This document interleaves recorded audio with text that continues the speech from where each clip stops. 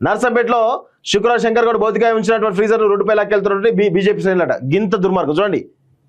ఆ శవం పాపం ఆ ఫ్రీజర్లో వీళ్ళకి ఎంత సెన్స్ లేదంటే, వీళ్ళు ఈ అంత దుర్మార్గులు అంటే ఇంకా డెడ్ బాడీని గంతగోర రోడ్డు మీద ఎట్లా తీసుకుపోతారా నాకు అర్థం కాదు. మీరు మనుషులా రాక్షసులా?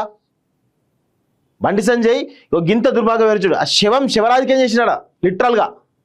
ఏదో క్రెడిట్ కొట్టుతో ప్లాన్ చేసిడు, కానీ దుర్మార్గంగా ఆ గింత శవంతో రాజకీయం చేస్తారా? బంధువులు వచ్చి తిడితే పోయినరు. సిగ్గుండాలి కొంచెమైనా. శంకర్ గౌడ్ పార్థివ దేహాన్ని రోడ్డుపై ఇచ్చుకెళ్లిన బీజేపీ నేతలు అమరుడికి అమర్యాద. చూడండి ఇంత ఘోరంగా ఉందో పరిస్థితి. శుక్రవారం నర్సంపేటకు చేరుకున్న ఆర్టీసీ డ్రైవర్ శంకర్ గౌడ్ పార్థివ దేహం వద్ద ఆందోళన దిన స్థానికులకు అడ్డుకున్న పోలీసుల మధ్య తోపులాట దృశ్యం. ఇంత ఉండగా అసలు మొత్తం ధ్వంసం చేసిరండి. ఆ ఫ్రీజర్ ఏదైతుందో, ఆ పైన ఉండేటువంటి ఫ్రీజర్ అవుతుందో మొత్తం పలిగిపోయింది. కింద ఏవైతే గీరలు ఉంటాయో అవి చక్కగా లేవు. మొత్తం గొర్ర గుంజుకొచ్చారు ఆ శవాన్ని, పాపం ఆ ఫ్రీజర్ని. గింత దారుణంగా వివరిస్తారా? సిగ్గుండాలి కొంచెమైనా. ఆర్టీసీ డ్రైవర్కు నివాళుల పేరుతో రాజకీయం అంటే, బండి సంజయ్ నివాళులు అర్పించడానికి ఆయన ఎక్కడున్నాడో ఆర్టీసీ డిపో దగ్గరికే శివాన్ని రప్పించుకొని అక్కడ నివాళులు అర్పించిపోతారట. ఇది బండి సంజయ్ చేసిన శివరాజకీయం. ఎవడన్నా ఆ డెడ్ బాడీ ఎక్కడ ఉంటుందో అక్కడికి పోయి నివాళులు అర్పించి ఆ కుటుంబ సభ్యులు పరామర్శించి ₹1 సాయం చేసిన ఆ కుటుంబానికి. అంటే ఇదంతా ఏంటంటే, ఏదో ఒక అంశం తీసుకోవాలి, ఏదో ఒక హల్చల్ చేయాలి, బీజేపీని మొత్తం మీ ఉందని చెప్పేసి చెప్పుకోవాలి. గిది వాళ్ళ యొక్క దుర్మార్గ పరిస్థితి.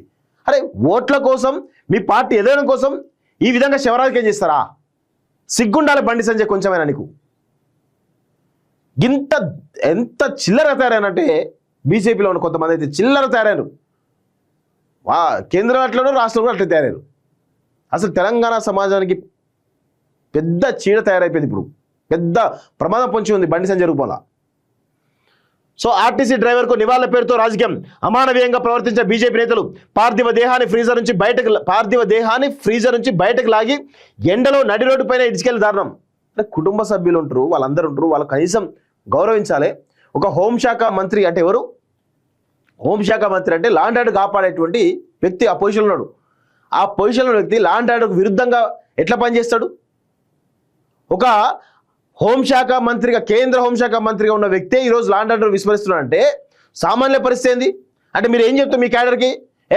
ఈ రాష్ట్రంలో లా అండ్ ఆర్డర్ లేదు, నేను చూసుకుంటా, నేనే చేస్తున్నా, మీరు ఏండ్రా భయ్ అని చెప్పేసి బీజేపీలో ఉన్నటువంటి కార్యకర్తలకు అందరికీ మీరు చెప్తున్నారా? అదే నేర్పిస్తున్నారా? హుందాగా ఉండాలి. లా అండ్ ఆర్డర్ కాపాడే పొజిషన్ రావాలి. రావద్దని ఎవరన్నారు? రావాలి, హుందాగా రావాలి. ఆ యొక్క డెడ్ బాడీకి నివాళులు అర్పించాలి, కుటుంబాన్ని పరామర్శించాలి. నీ దగ్గర ₹1 ఉంటే వాళ్ళకి ఇవ్వాలి, ఇచ్చి వాళ్ళకు పరామర్శించాలి, ప్రభుత్వాన్ని డిమాండ్ చేయాలి. 10 లక్షలు కాదు, మీరు ₹1 ఇయ్యరని డిమాండ్ చేయాలి. ₹1 కూడా ఇయ్యడు, ₹1 కూడా ఇయ్యలే. అంత దుర్మార్గుడు చూడండి. ఇంకా పైపెచ్చు ఆర్టీసీ డిపో దగ్గర తీసుకురావాలని చెప్పేసి మొత్తం ఆ ఫ్రీజర్ మొత్తం కూడా పగిలిపోయిందట.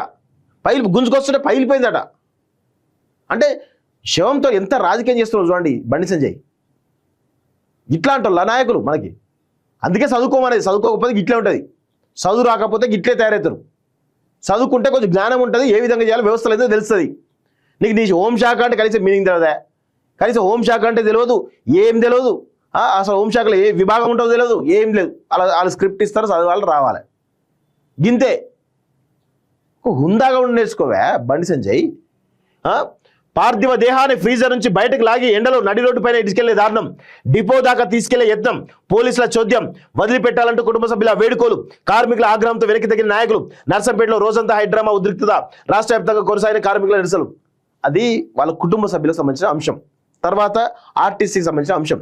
వాళ్ళకు వ్యతిరేకంగా నీకు నచ్చినట్టు ఆ శివాన్ని తీసుకొచ్చి అది చేయాలంటే ఎట్లా? నాకు అర్థం కాదు బండి సంజయ్. ఎంత దుర్మార్గమే. మారిప్పటికైనా అమానవీయం, దారుణం. ఆత్మ బలిదానం చేసుకున్నటువంటి Narsampet depot RTC driver Shankar గౌడ్కు నివాళులర్పించే ముసుగులో బీజేపీ నేతలు అమర్యాదగా ప్రవర్తించిన తీరు అత్యంత హేయం. ఎవరైనా చనిపోతే సాంప్రదాయబద్ధంగా అంతిమ వీడ్కోలు పలికేటప్పుడు ఇంటి నుంచి శ్మశానం వరకు 4 మనుషులు చేరి తమ భుజాలపై మోసి అభిమానం చాటుకోవడం ఆనవాయితీ. ఇంటి నుంచి బయలుదేరినప్పటి నుంచి ముఖంపై ఎండ, వాన నుంచి పశు పక్ష్యాదుల నుంచి రక్షణ కోసం గొడుగు పడుతూ చివరి చిత్తికి నిప్పు పెట్టే తంతు దాకా పూర్తి గౌరవప్రదంగా సాగనంపుతారు. అలాంటిది ఆర్టీసీ డ్రైవర్ శంకర్ గౌడ్ మృతదేహం పట్ల కేంద్ర మంత్రి బండి సంజయ్ ఆయన అనుచరుల గణం వ్యవహరించిన తీరు అమరుడి ఆత్మకు శోభించిందో, ఎంత తల్లడిల్లిందో, నివాళి పేరుతో బండి చేసినటువంటి శివరాజకీయం అందరినీ ఆగ్రహానికి గురి చేసింది. ఇది 100% నిజం. ఇది కుటుంబ సభ్యులు, బంధువులు, సహచర ఆర్టీసీ కార్మికులు, పట్టణవాసులు, పోలీసులు ఇలా అందరూ చూస్తుండగానే మృతదేహాన్ని గొరగొర ఈడ్చుకెళ్ళినటువంటి తీరు అందరినీ కలిసివేసింది.